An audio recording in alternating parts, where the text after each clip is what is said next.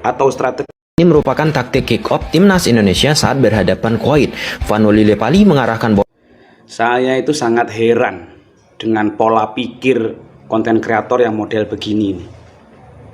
Ini sama halnya Anda membocorkan taktik atau strategi Sinteyong kepada lawan-lawan timnas Indonesia. Harusnya itu Anda mikir. Jangan seperti itu jadi konten kreator. Mikir yang cerdas. Ojo karpe dewe. Kalau begini sudah nggak bakalan dipakai strateginya Coach Sinteyong gara-gara kamu. Yang cerdas sedikit jadi konten kreator itu. Coba lihat nanti pertandingan melawan Yordania, pasti Coach Sinteyong nggak begitu karena taktik strateginya sudah kamu bocorkan. Yang cerdas. Oke, ulang coba. Ya, teman-teman, apa yang akan kita bahas di video ini ya seperti opening video ini. Ya, itu merupakan salah satu orang. Aku tidak mempermasalahkan, aku nggak baper teman-teman. Malah aku terhibur melihat video tersebut. Ya, orang tersebut ataupun oknum tersebut teman-teman mengeluarkan pemikirannya. Itu aku respect ya teman-teman. Mungkin beliau tidak ingin timnas Indonesia kalah dan lain sebagainya. Tugas kita apa? Memberikan edukasi bahwa sebenarnya apa yang kita sajikan ataupun analisis taktik yang aku sajikan teman-teman tentunya ya orang-orang yang akan menghadapi timnas Indonesia tentunya sudah tahu. Nah, jadi kalian yang mungkin belum mengetahui teman-teman apa sih sebenarnya kejadiannya, ya kan aku sering melakukan analisis taktik dan terkhusus kemarin analisis taktik timnas Indonesia menghadapi Kuwait. Indonesia menang 1-2 menghadapi Kuwait teman-teman. Nah, tentunya ketika aku melakukan analisis taktik, hasil analisis taktik aku tersebut aku publikasikan. Selain di YouTube ada di Twitter dan di TikTok. Nah, tentunya di TikTok potongan tipis-tipis ya teman-teman, kurang lebih 1 menit aku tampilkan di TikTok. Nah, responnya beragam. Dari video yang aku posting di TikTok hampir pada saat aku membuat video ini ya teman-teman 4,1 juta yang menonton. Responnya beragam kembali ya teman-teman. Ada yang suka, ada yang respect, ada yang tambah pengetahuannya, ada yang merasa wah luar biasa nih kontennya, dan ada yang melakukan counter penyerangan. Counter penyerangan dalam arti seperti ini ya, jangan bongkar-bongkar. Dibilang aku nggak nasionalis lah, itu taktik rahasia nanti timnas Indonesia kalah. Lagi teman-teman, aku nggak menyalahkan oknum-oknum tersebut. Aku senyum-senyum aja bahwa aku tetap respect terhadap pemikiran tersebut. Tugas kita sekali lagi memberikan edukasi terhadap orang-orang yang belum memahami makna dari video tersebut teman-teman. Nah, kita jauh ke belakang ya, jauh ke belakang teman-teman. Jadi ini lebih amazing mungkin ya. Jadi teman-teman yang kalian sudah menonton video ataupun mengikuti channel ini sejak lama, 2, 3, 4 tahun yang lalu teman-teman kurang lebih aku melakukan analisis taktik pertandingan Persebaya menghadapi Persipura. Kalau kalian yang sudah mengikuti channel ini udah tahu 3-4 Persipura menang pada saat itu dan masih dilatih oleh Jackson Eptiago. Oke, video tersebut aku upload di YouTube, di Twitter aku posting. Pada saat itu aku belum menggunakan medsos TikTok. Oke, pada saat aku memposting video di YouTube, apa yang terjadi? Respon yang dilontarkan oleh Persipura sangat luar biasa. Langsung pelatih kepala Persipura, Coach Jackson Eptiago, yang memberikan respon ataupun memberikan apresiasi quote and quote terhadap video tersebut. Ya, apa yang disampaikan beliau kurang lebih apa yang Coach Jackson Eptiago lakukan di lapangan pada saat menghadapi Persebaya Surabaya hampir sama seperti apa yang Mas Tommy ataupun Bro Tommy lakukan analisis ketika ditampilkan di YouTube. Nah, video tersebut setelah aku melakukan interview Zoom teman-teman, dan video tersebut juga interview Zoom yang aku tampilkan di YouTube, bahwa di-share oleh Coach Jackson Eptiago kemana? Ke staff official dari Persipura Jayapura, ke pemain-pemainnya melalui grup WhatsApp dan lain sebagainya. Dan itu juga sebagai jawaban terhadap teman-teman yang ada beberapa komentar yang aku lihat teman-temannya di Twitter yang sangat banyak respon yang beragam dari tweetan aku tersebut, bahwa nggak mungkin lah tim sepak bola, analis sepak bola, klub-klub sepak bola melihat melihat Twitter, thread-thread yang ada di Twitter, ataupun melihat konten-konten yang ada di media sosial lainnya. For your information, contohnya udah ada satu, Coach Jackson Neptiago, terang-terangan itu sudah beliau bilang ke aku bahwa beliau melihat. Jadi nggak relevan sih, quote and quote lagi ya, dalam tanda petik ya, nggak relevan sih pernyataan-pernyataan tersebut. Siapa lagi yang melihat konten dari Twitter ataupun berbagai macam media lainnya, website lainnya?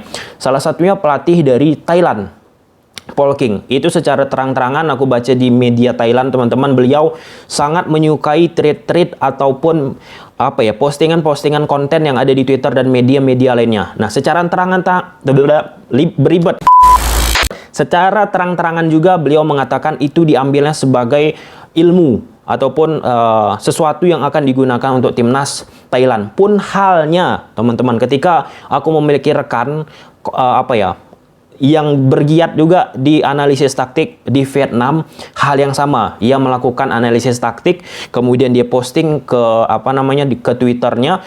Kemudian dia secara jelas tidak hanya menganalisis tim-tim yang ada di Premier League, tapi juga melakukan analisis terhadap seluruh tim yang ada di sepak bola Asia. Nah, pada saat itu salah satu tim dari Liga Jepang, kalau nggak salah pelatih Gamba Osaka, aku dapat info, mengambil video tersebut untuk dijadikan analisis, bukan untuk menjadikan analisis, untuk dijadikan bahan pembelajaran kepada timnya. Dan pelatih dari Gamba Osaka ataupun siapa ya, lupa aku, pokoknya tim dari Liga Jepang mengapresiasi konten tersebut. Jadi artinya sekali lagi, teman-teman, ini meluruskan paradigma yang mengatakan nggak mungkin pelatih-pelatih ataupun tim analisis untuk melihat analisis yang ada di berbagai macam media, baik itu TikTok, baik itu YouTube ataupun Twitter. Di situ sudah jelas ya, teman-teman. Nah, lalu kita kembali ke poin di awal video tadi. Apakah mas-mas yang secara belak-belakan mengatakan aku, teman-teman, yang membuat video tersebut sebagai biang dari bocoran taktik timnas Indonesia? Ya, tentunya kembali aku menghargai. Tapi halo teman-teman yang pemikirannya mungkin sama seperti mas-mas yang di awal video tadi. Orang-orang yang akan menghadapi timnas Indonesia tentunya sudah lebih tahu. Mereka mempunyai analis dan lain sebagainya. Itu yang pertama, teman-teman. Yang kedua, bahwasanya di dunia ini ya, teman-teman, di dunia ini, nggak usah lah di dunia, kita bicara di kawasan Asia Tenggara, ASEAN, lumrah sudah hal-hal demikian. Membuat analis, kemudian dia publikasikan baik itu di YouTube, di TikTok, ataupun di Twitter. Terkhusus yang banyak sekarang itu analis-analis dari Vietnam ya, teman-teman. Ada beberapa teman-teman aku yang aku kenal dari YouTube juga. Dia analis profesional beberapa tim dari Liga Vietnam, dan itu secara terang-terangan dia posting ke Twitter terkait tentang persepak bolaan di ASEAN, khususnya di Vietnam. Dia posting, ya tentunya apa? Salah satu tujuan dari maraknya video-video analisis taktik, strategi, dan lain sebagainya, teman-teman, untuk meningkatkan pemahaman, pengetahuan, edukasi terhadap apa yang ditonton. Nggak hanya sekedar cetak gol, ataupun nggak hanya sekedar harusnya gini tuh, harusnya gini tuh, harusnya gini tuh, harusnya gini-gini, sambil marah-marah. Nah, jadi dengan adanya video-video tersebut, teman-teman, pemikiran kita terhadap apa yang terjadi di suatu pertandingan sepak bola yang kita tonton sudah lebih termindset. Jadi paham kita apa yang kita lihat, bukan hanya sekedar beropini A, B, C, D, menyalah-nyalahkan pemain. Soalnya mungkin kalian yang menonton bola, kalau di stadion, teman-teman, mungkin ketika kalian menonton pertandingan ada tuh yang merasa menyalah-nyalahkan pemain. Itu salah pemain tuh, ini salahnya ini salahnya itu. Padahal secara jelas kalau kita lakukan analisis terhadap suatu kejadian yang ada di dalam sepak bola tersebut, belum tentu loh kesalahan terjadi atas apa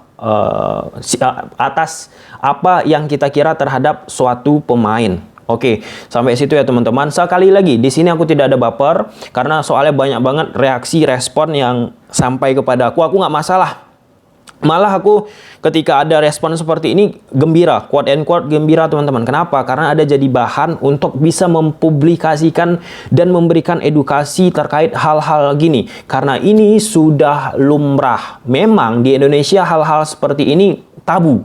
Tabu teman-teman. Ya responnya apa? Masih ada yang mengatakan membocorkan taktik, bahkan ini ya teman-teman yang nggak kalian tahu mungkin ya, bahkan diri aku ini sampai diancam-ancam loh, diancam-ancam ketika melakukan analisis terhadap suatu tim ya teman-teman ya, diancam-ancam, di stop di jalan, ini itu, ya itulah artinya kita perlu mengedukasi.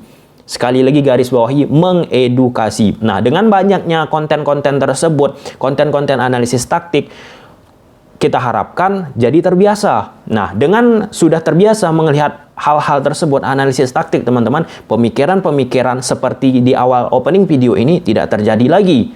Nah, ketika hal tersebut sudah tidak terjadi lagi, kita harapkan mindset pemikiran dari orang-orang yang menonton sepak bola sudah baik.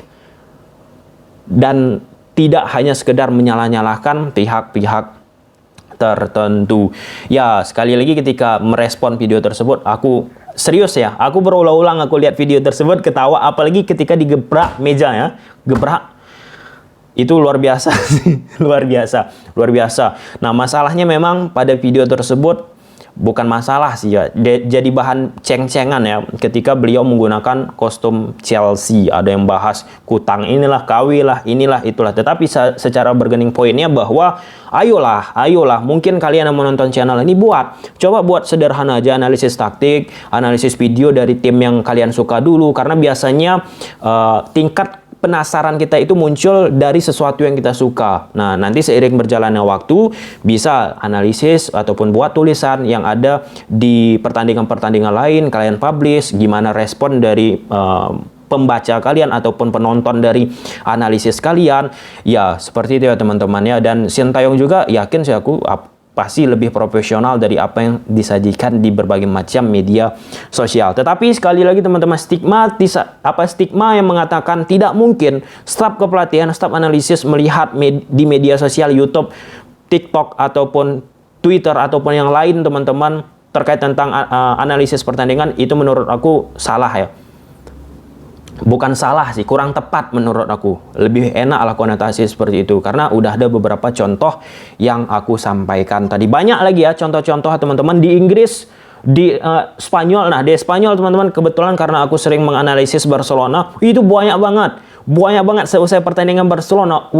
Bejibun fanbase-nya, beberapa jurnalis, beberapa content creator yang melakukan analisis. Kalau misal kita urutkan teman-teman, ada 20-30 kreator ataupun pengguna Twitter yang membuat tweet terhadap permainan FC Barcelona. Jadi kan wawasan kita, pandangan kita terhadap apa yang terjadi ketika Barcelona bertanding semakin cerah dari berbagai macam orang yang memberikan edukasi.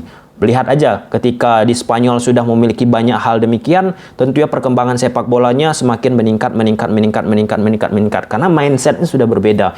Oke. Bentar lagi, beberapa jam lagi Indonesia menghadapi Jordania. Ya, kita harapkan yang terbaik teman-teman, dan tidak salah sekali lagi ketika kita melakukan analisis taktik.